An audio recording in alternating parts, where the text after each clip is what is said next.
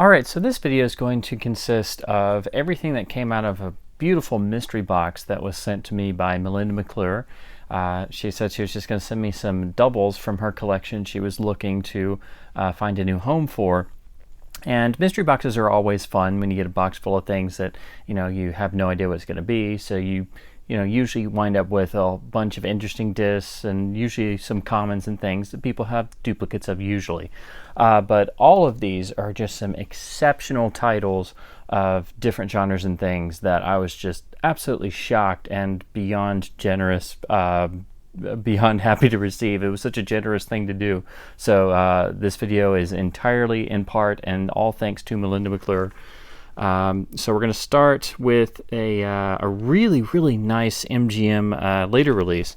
This is their letterbox reissue of Executive Suite, which is a really good 50s drama.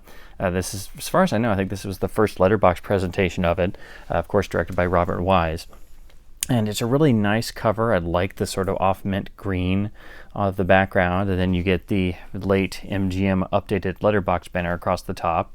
And again, this disc was made in '97, so this is one of those where MGM just started cranking out classics from the really more of the 50s and 60s, a few from the 40s that they either hadn't done or were doing letterbox updates, and then these would get translated to just a straight DVD port when they started doing more classics on DVD. And I think had Laserdisc gone on for a bit longer, you would have seen a lot more of these. Of course, just like the others that I've seen in this era of MGM Classics, it has a really nice gloss on the cover. And these were handled by Image, so you get their logo down here. And it's pretty much just the disc only. It has the theatrical trailer along with the PCM mono track. So this is pretty much, if you saw the DVD of this film, it's pretty much this same Laserdisc transfer, but of course this will have a PCM track.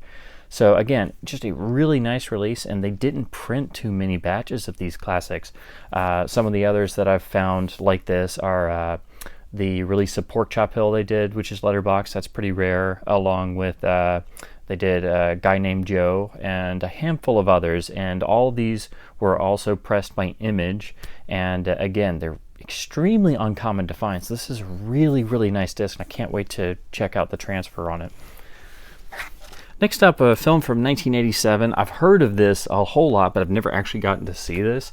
This is the Image release of Near Dark, which is an early Catherine Bigelow film.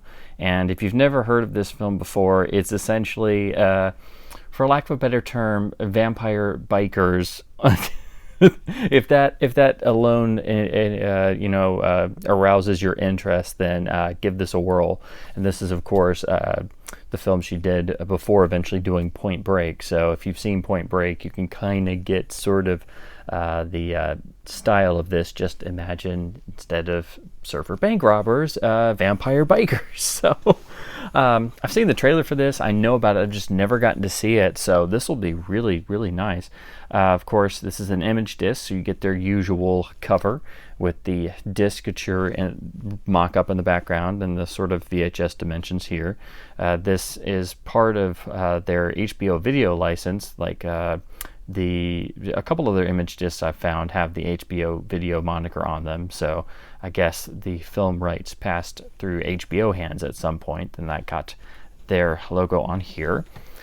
It does have digital sound. It is matrix encoded, but this being a lower budgeted film, you'll notice here it carries the recorded in ultra stereo banner, which means they either didn't want to or couldn't afford to pay for the Dolby license. So it'll still matrix out with the various ProLogic programs or whatever your receiver uses, but it's just one of those 80s films that was done in ultra stereo, which is essentially the cheap alternative to having to pay for the Dolby license.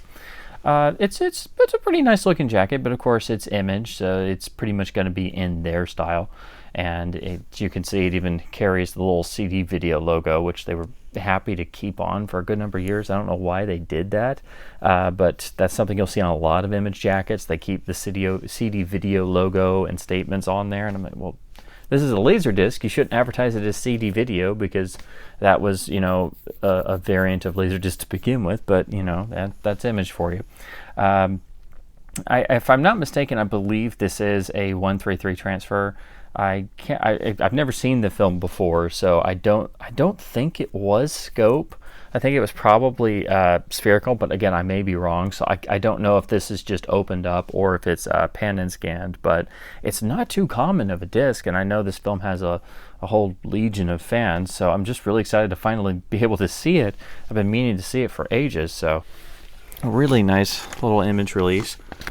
Now this is one I didn't even know existed until somebody posted about it on the Laserdisc Forever group. This is another one of these very late release, low quantity Paramount remastered widescreen discs of titles they had already released. So, and this one for the longest time on the Laserdisc database didn't even have a cover photo. So usually you just find the regular one. And like I said before, I didn't even know this existed until somebody posted about it. So this is one I always wanted to see, and Melinda very, very nicely sent me an extra copy of the remastered widescreen presentation of The Untouchables, the 1987 De Palma film. And like all the other remastered Paramount discs, it upgrades the original artwork from being inside the Paramount letterbox cover to taking up the full width and verticality of the Laserdisc jacket with the little tiny remastered widescreen banner across the top. So it looks extremely impressive. This has always been a really nice one sheet for the era, and I've always kind of felt like this and a few others, like I think it's kind of similar in a way to the Goodfellas one sheet from about 3 years later in terms of how the placement and everything is kind of laid out. And I've just always liked this image. I love the regular release, even though it's all kind of squashed down into here, because I'm a big fan of the Paramount letterbox cover bars. But this is just really nice, and of course much more impressive. And all the various DVD and Blu-ray repackagings just squash this down into a tiny shape with borders and extra text, or they go to a Photoshop hack job. So this is really nice and, of course, extremely frameable.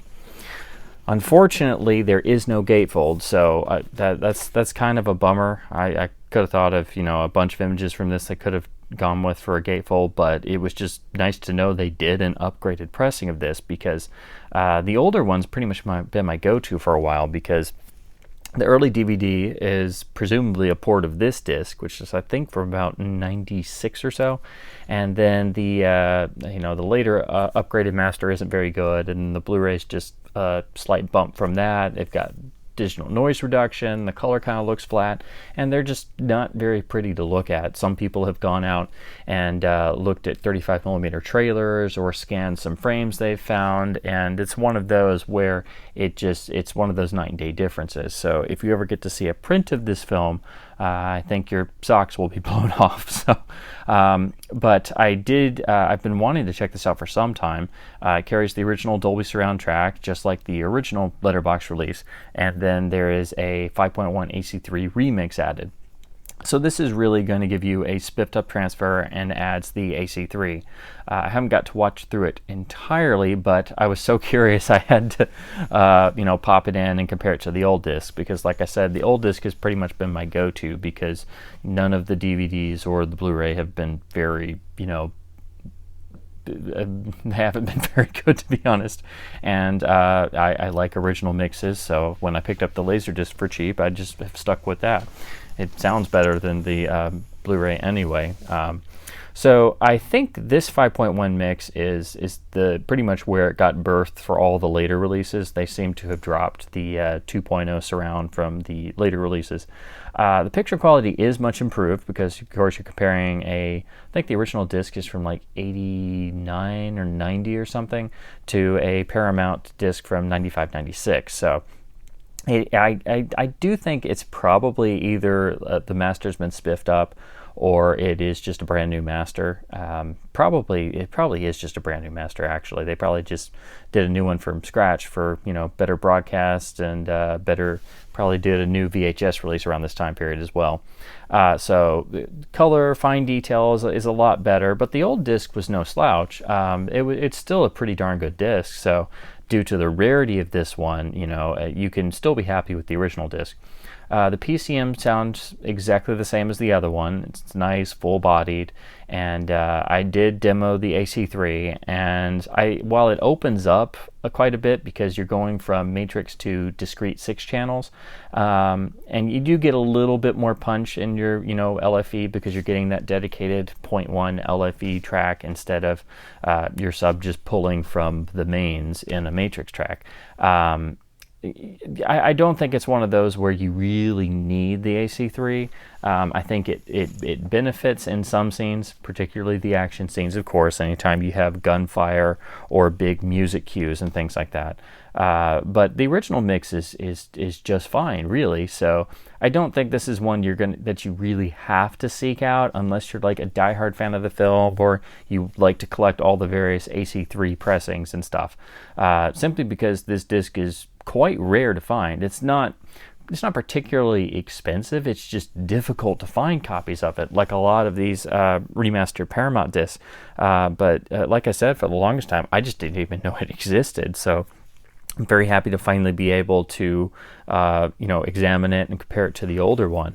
And I'm just hoping one day this film can get a 4K scan and be put out on a really nice HD master because sadly, the DVDs and the Blu-ray are just kind of crummy, to be honest. So, and I really like the sound of the Laserdisc. So, it had a really nice disc and a really interesting comparison to the older one, which has been my go-to for a long time.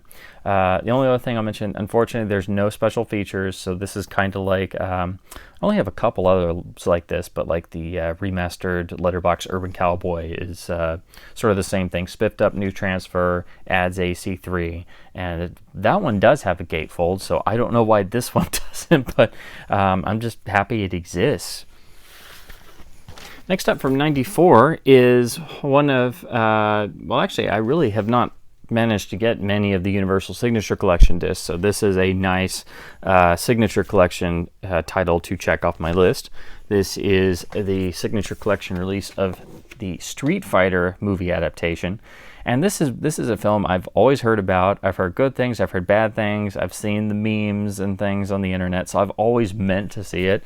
So I'm actually quite excited to check out this Laserdisc. Of course, this is one of those signature discs where you get a bunch of special features that were at the time exclusive to this, but it only has a 2.0 matrix surround track, and it does not carry 5.1. And that seemed to happen on a number of Universal titles where they would give you all the extras, but then it wouldn't have 5.1, and then it might get a 5.1 release later on in the game, and then being Universal, it likely would have been one of their late release DTS titles because they were the studio with the deal with DTS after Jurassic Park and other things.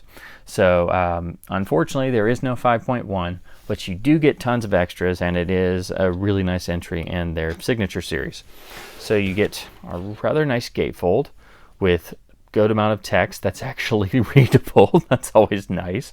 It's printed in a nice white text that's large enough to read comfortably, and you don't have to get a magnifying glass out, or it's not broken up with a bunch of pictures that are breaking up the text.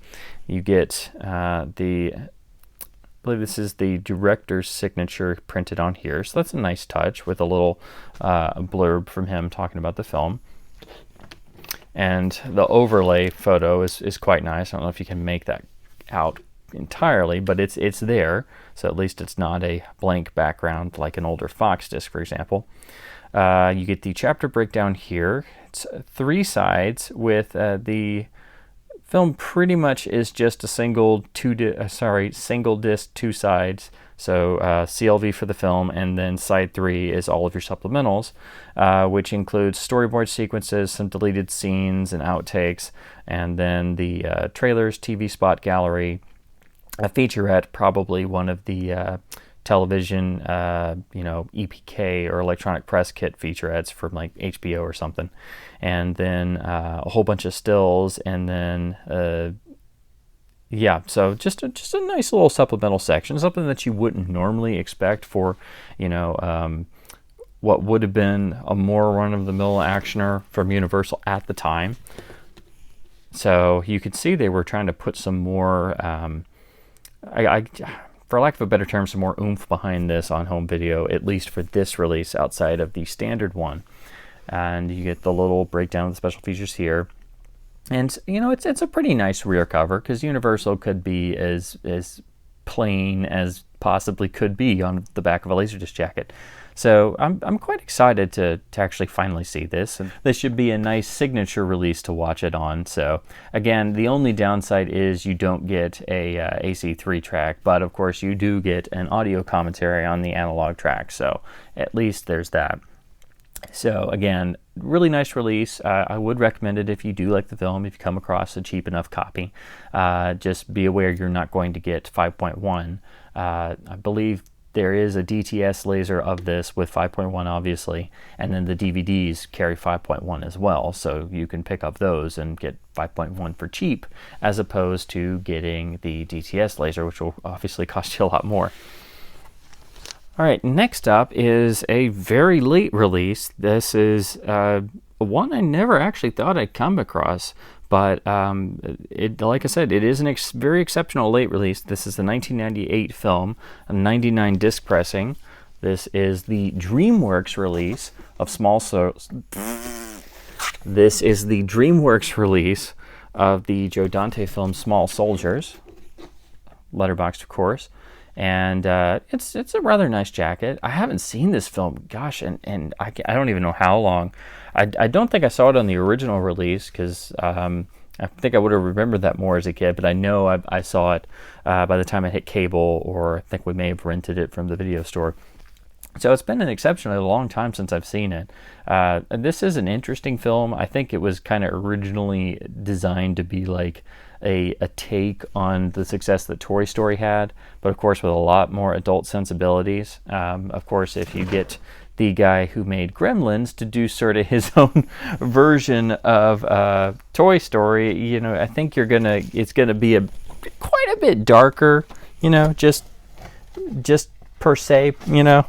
So again, this is a 98 film, 99 disc pressing. It's an exceptionally, it's a very difficult to obtain late release. It's not one of the, you know, crazily rare Japanese late releases, but this is one of those discs that you can pay more premium price for, simply because of the, you know, scarcity of them. Obviously, the disc pressing runs were a lot smaller, and the quality should ostensibly be on all late releases, you know, about as good as Laserdisc could be. And again, this has been released and pressed by Image, because by this point in time, pretty much all the studios had handed over their laser divisions to being handled by Image exclusively, because they were all about getting ready for the DVD market. This would be the similar fate of another DreamWorks film, Saving Private Ryan, which was also handled by Image. This jacket is really nice. It's actually a very thick, sturdy cardboard. I'd actually say it's much more like what you see on some Japanese discs. So chances are, if you find one of these, the cover will be in great shape. It's got a nice glossy finish to it, and again, the thicker cardboard is much more sturdy. No crumpled corners or anything to worry about. Now, unfortunately, there's no special features. I think some of the later DVDs, and I guess it's out on Blu-ray. I don't know for certain, but I'm pretty sure some of those have some special features about the special effects and how some of the shots were achieved. And so it's just a single CLV disc. I don't even think it has a trailer or anything, but of course it is letterboxed. Of course, it carries a 2.0 Dolby Surround encoded PCM track. But the real draw to this release is going to be the AC3. This film has a really boisterous 5.1 mix. I know I've read about it a bunch, so I've always wanted to go back and rewatch this in a home theater environment. But I think it was released theatrically in DTS as well, of course, being a Universal film. Unfortunately, there is only an AC3 Laserdisc. And then it was put out on DTS on DVD, and if I remember correctly, it's one of those early DTS DVDs that has the full bitrate DTS before they cut it in half. So I'll have to track down that DVD as well to compare and see if it is indeed full bitrate. But the AC3 should be really, really nice and punchy. I kind of demoed it for a second. Again, I haven't had the time to watch through all of these as much as I'd like to. And it indeed does sound really nice from the little sections I checked. So this should be a really nice late release and a really nice AC3 title for anybody to pick up if you come across one. But again, usually if you're trying to find this specifically, and especially online, being a rare, hard to find late release from 1999 is only going to drive your prices up. So do be aware of that. But it's a really nice, simple presentation from Image with a really, really nice, sturdy cardboard jacket and a nice AC3 track as well. Next up are two Hong Kong titles that Melinda very kindly sent me. This is part of a line I never thought I'd have any of. This is the Hong Kong classic God of Gamblers, but it is from the Maya Laserdisc Company, simply just usually known as Maya.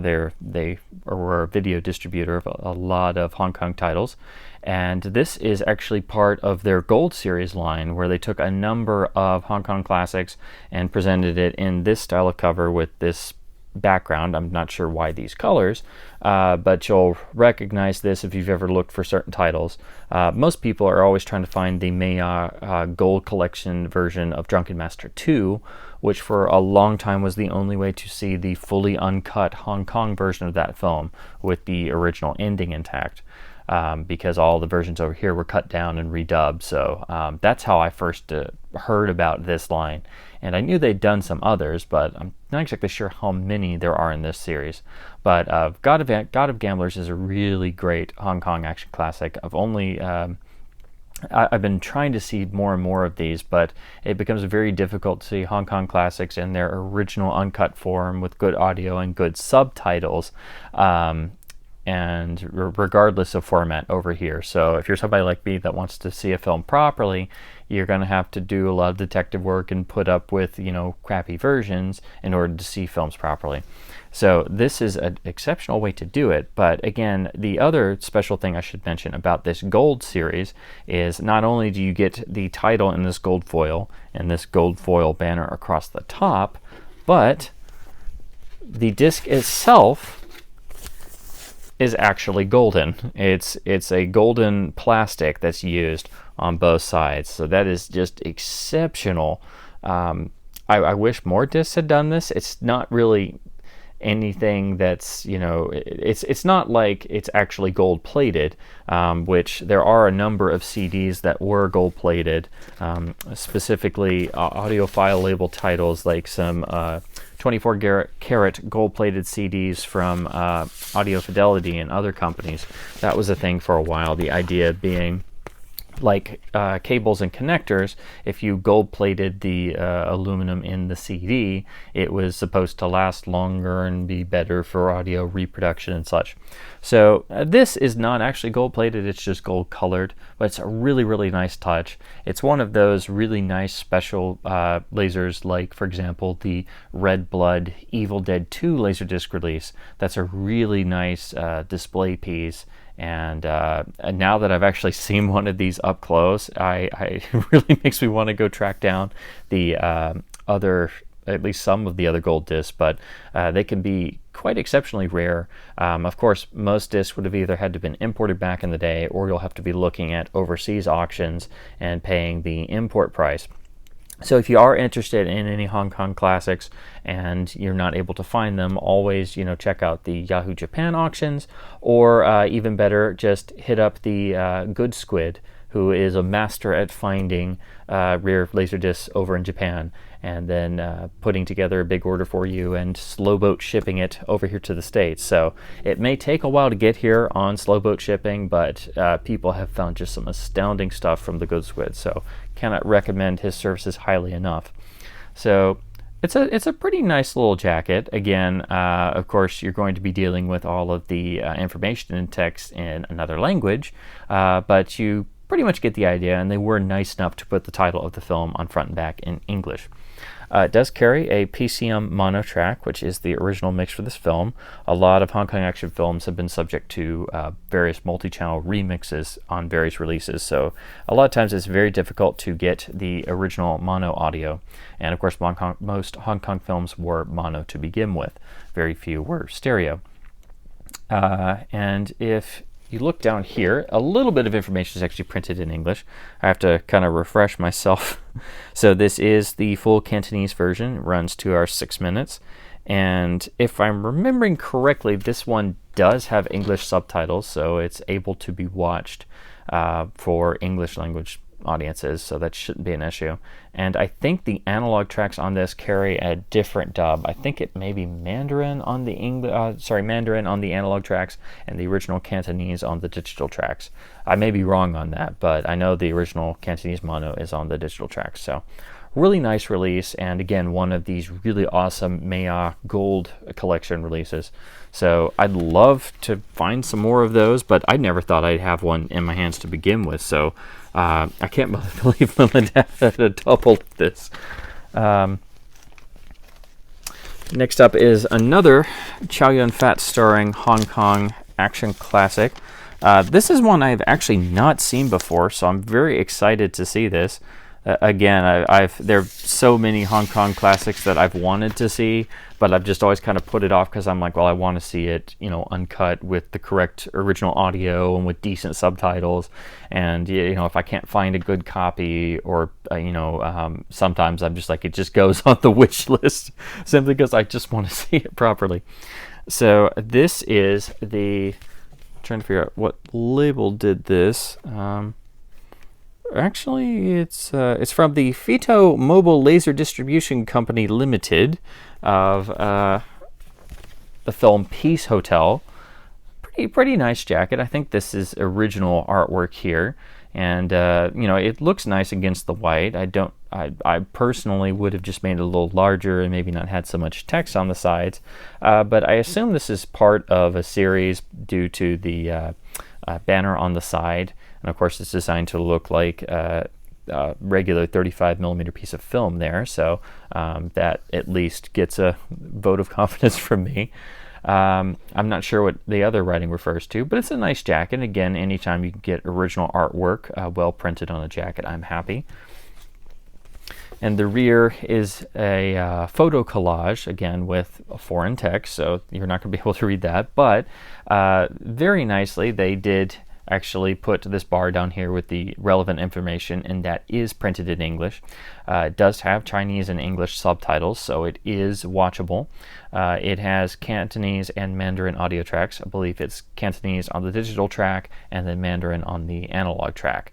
It's listed as stereo. I don't know if this film was mono or stereo to begin with, but sometimes they would just put stereo on mono film simply because it was 2.0 dual mono encoded.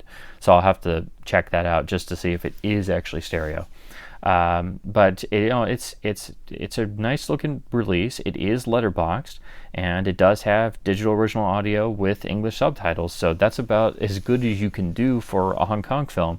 And again, these are not going to be commonly found here because they would have had to been imported back in the day, or come from a real Hong Kong fans collection or something, if they got rid of discs, or from an estate sale or something like that. So these are really hardcore specialty titles because they would have had to have been imported back in the day or sold at like really niche video stores. So I'm just really excited to have this and finally be able to see this. This is one of those films that I've had on my watch list for quite some time because I'm a huge Chow Yun-fat fan, and I'm trying to go through and just at least see all of the, well, actually pretty much everything he's ever done. And of course, when you get into this era of filmmaking, it can be very difficult to see it here in the States in this day and age, at least in some proper fashion. So very exciting. Next up, we move on to some animated titles. This one, I swear I think I've seen this one at least at some point when I was a kid, and it just seems familiar, but I didn't really know that much about it. This is I think this is from, let's see, yes, from 1983. This is the animated Adventures of the Little Prince. And this is the only real Laserdisc release it has. As you can see, it is just a single CLV disc, but it carries the monikers of the Children's Video Library, and that it won an award from the Parental Board. Those were the awards they used to give out for the most rewarding family films. You still see that from time to time on various paper ads, usually in newspapers, if your newspaper still or magazines still run film print ads. So I'm interested to see this. I like I said before, I don't know too much about it, but it just seems so familiar that I swear I've probably seen this at some point or another. It's a really nice sealed copy, but of course it is the only release on Laserdisc, so it's just an analog mono track. But I've gotten to the point, specifically after picking up so many Disney discs, that I'm just interested to see, all kinds of different animation, and they can really be difficult to obtain on Laserdisc, and especially when they're not as well known. So anything I can check out, I'm happy to do so. So I know Melinda said this was a real favorite of hers growing up, so I'm definitely interested to see it, and it'll be interesting to see if I remember anything, because I swear I remember it from somewhere. It just seems so familiar. Now, next up is an anime title Melinda very nicely sent me. This is it's a Pioneer pressing.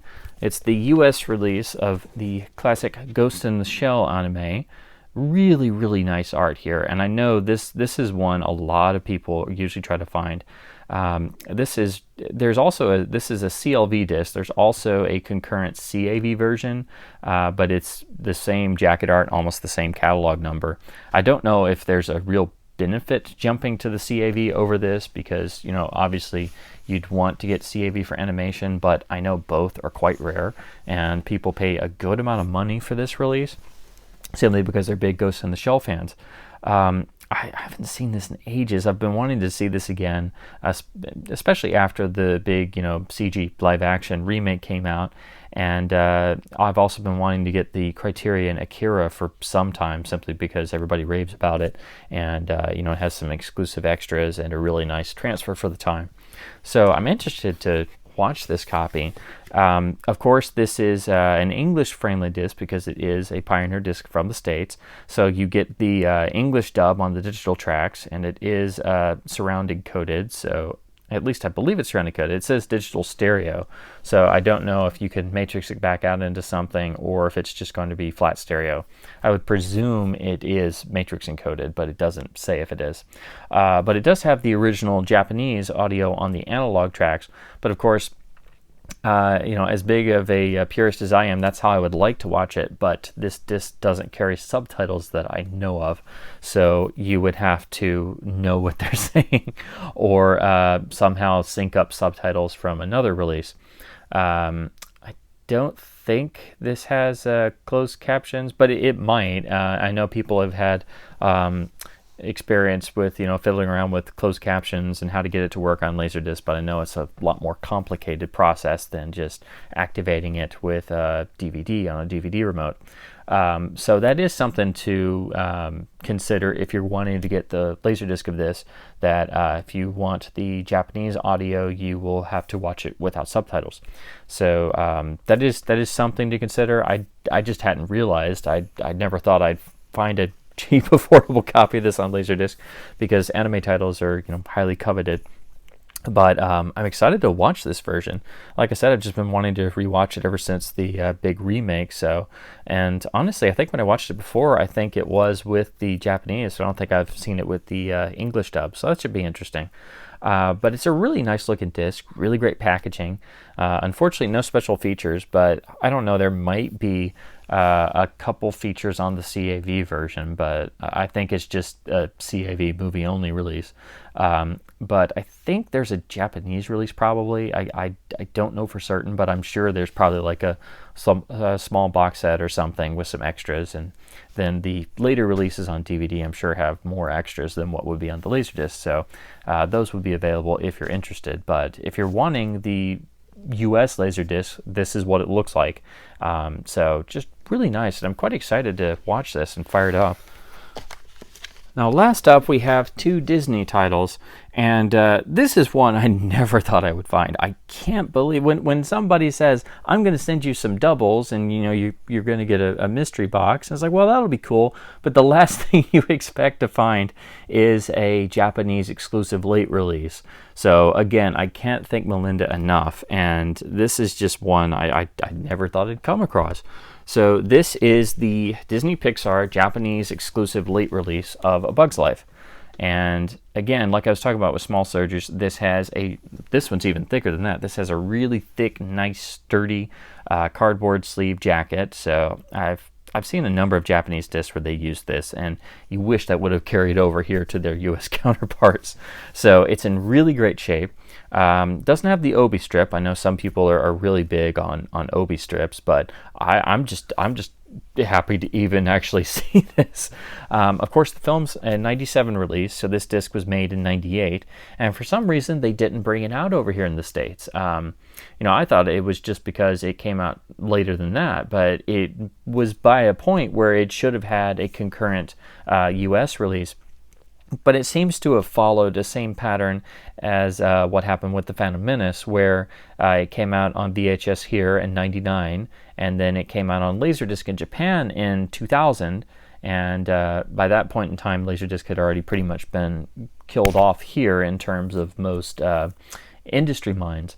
And then the DVD didn't come out until 2001, so there was this 2-year gap in the States between the VHS and the DVD release, because that's when they made the new extended cut with new changes, new CG shots, added all the extras and such. So the Japanese Laserdisc for Phantom Menace was like a interim gap. And I think Bug's Life was sort of similar. You got the standard Disney clamshell VHS release that all the kids got in 98 or so. And then I don't think it came out on DVD until 2000 or maybe even 2001. So there was a little gap there. And that seems like it happened to a lot of late 90s titles where they either just got a limited laser release or it only came out in Japan or just got skipped entirely. And then the DVD didn't come out for a while. So this is a really nice disc.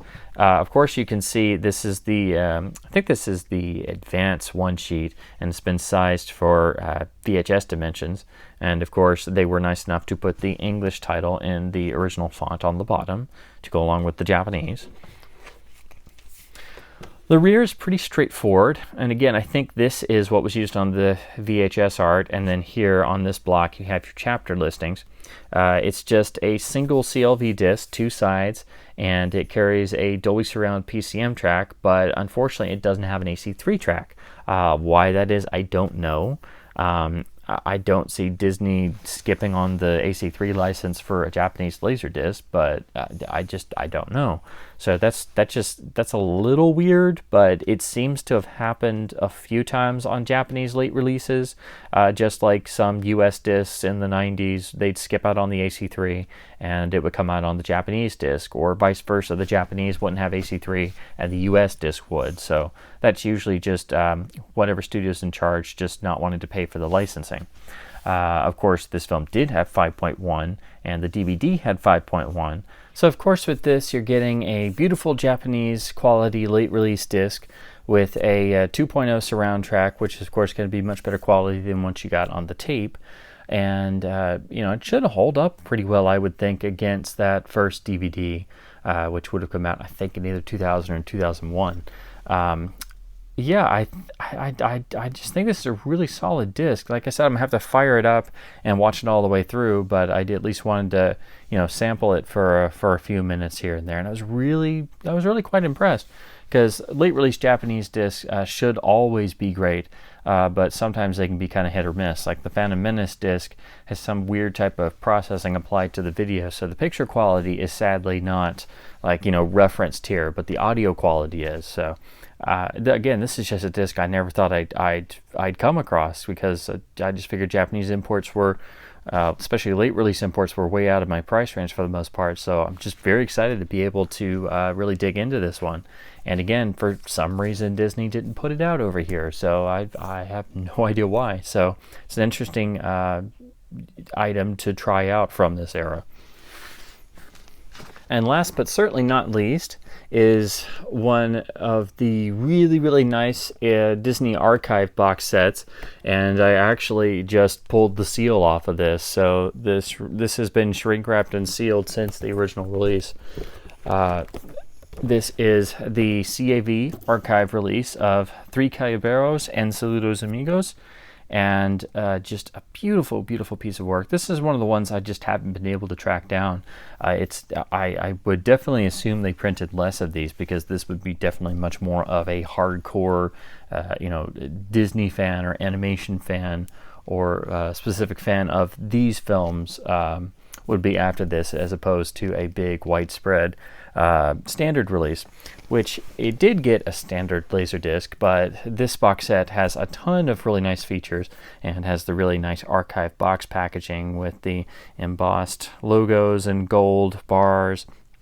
And it's just a really, really nice box set, and I've always loved this design, and they have a really nice gloss to all these boxes.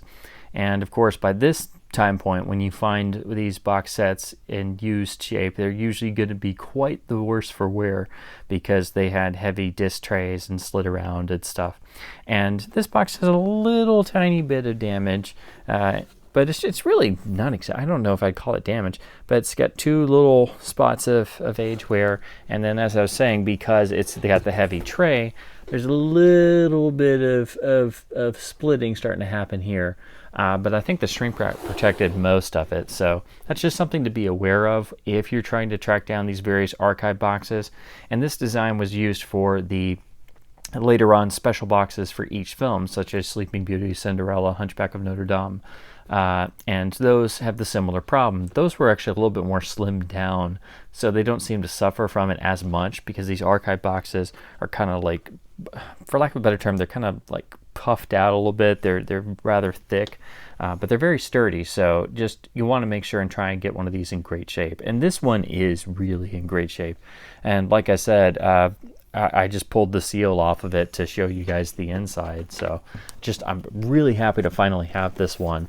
I've gotten it before, but usually every time I find it, the price tag is just a bit beyond what I'd like to pay for one of these.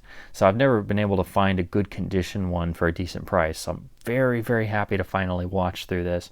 Again, being an archive release, you get some really nice bonus materials with the matching back jacket cover as on all the other archive releases. So they all go beautifully side by side on a shelf, or can be displayed on a coffee table side by side. And so they all match. Of course, this is a full CAV presentation, because this was designed for the animation historian or animation Disney collectors. So no CLV nonsense. You get original trailers, tons of original concept drawings and paintings, storyboards for deleted sequences, live action test footage. And then you get a behind the scenes documentary.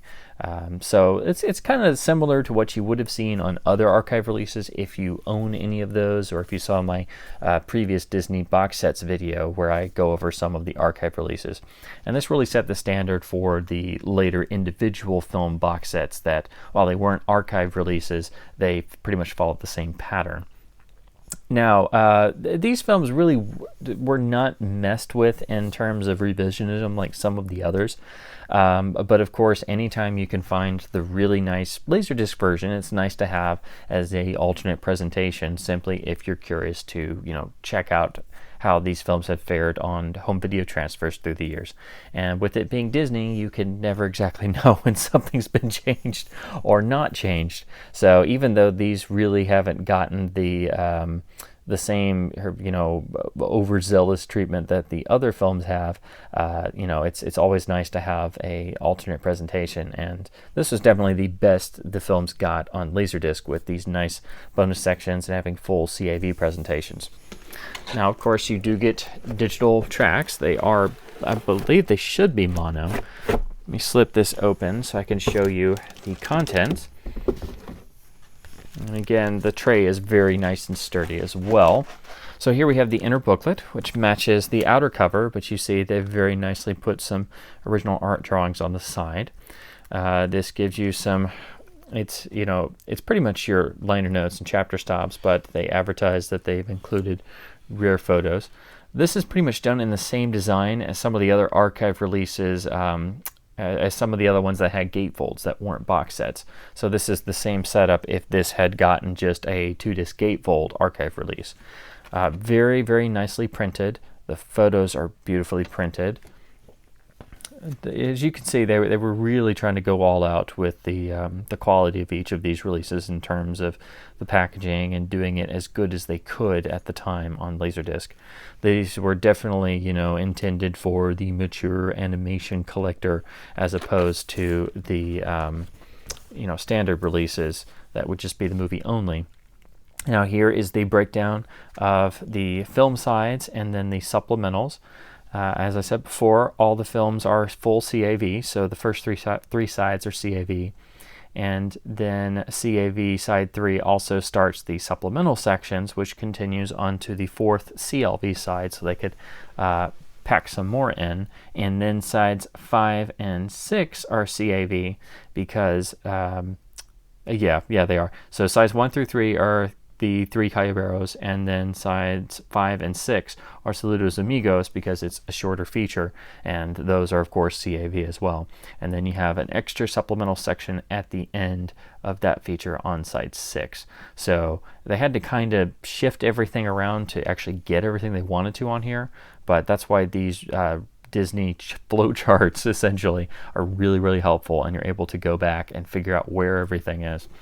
Now, make sure, because I can't exactly remember off the top of my head where everything is, but essentially you get the supplements at the end of side 3, or is where the majority of things are, and then the side 4 continues those, and then you get supplemental audio tracks on side 4 on the analog left and right tracks, and that actually will direct you to the chapters, because it's one of those discs where to get all of the analog information you have to listen to one and then switch to the other. If you let both play, you'll get 2 programs playing at once. So you have the digital track, analog left, and then analog right. So also another nice touch, I didn't even realize this at first, the films have the restored, cleaned up soundtrack on the digital tracks, and then each have a isolated music and effects mono track on the analog tracks for those. So that's another nice touch. I don't know if that has actually carried over to later releases, but this is one of the archive releases where you are able to play the isolated music and effects track. Of course, that won't be available for every film because simply sometimes those materials are lost, missing, or too damaged. So it's just impossible to present those. So it's always nice when they can. Now here you get the lovely mail card from Buena Vista Home Video saying thank you. And as always, I'm tempted to fill one of these out, send it off, and see if it even goes anywhere. But that'd be really cool if they get one of these in the mail. I'm sure they'd think I was a crazy person, but you never know. I always like seeing these because, you know, it takes you right back to the time. You know, how did you first discover this Laserdisc was available for purchase? What is the one main reason you purchased this Laserdisc? When was the last time you saw official printed material that even mentioned Laserdisc? You know, asking age and, ooh, this is fun. How many of the following Laserdisc do you own? Number of CAV titles owned, and list the number of CLV titles owned. And then under that, list the number of Disney CAVs and Disney CLVs owned. Wow, that'd be really fun. Can you imagine back in the day sending this back in and saying, I own 749 CLV titles and 100 CAV, full CAV titles, and a ton of Disney discs due to your future revisionism. That would have probably really sent them for a loop. And of course, do you also own a VCR? Because this card is, of course, a 90s reply card. So those are always fun to read through. Now, the discs themselves are just good old-fashioned elephant condoms here, but as you can see, they have special archive labels. Just a nice, let me slip this out for you. Just a nice, simple, white, exclusive archive collection label with the film title, and of course, standard play, because these are CAV for the films. So it's always nice when you get an exclusive label. Even if it's, you know, simple and plain, you know, it's quite nice. So all 3 discs here, and then you get a nice, pretty thick little cardboard stock insert to help keep everything protected, which it's done a good job because this thing has been sealed and is in almost near mint shape all these years later. A lot of times you just get the little piece of foam underneath, so it's nice to see they put a much firmer piece of cardstock. And of course it'll help if I can just re-sleeve these in polyline sleeves. That'll help it be a little sturdier.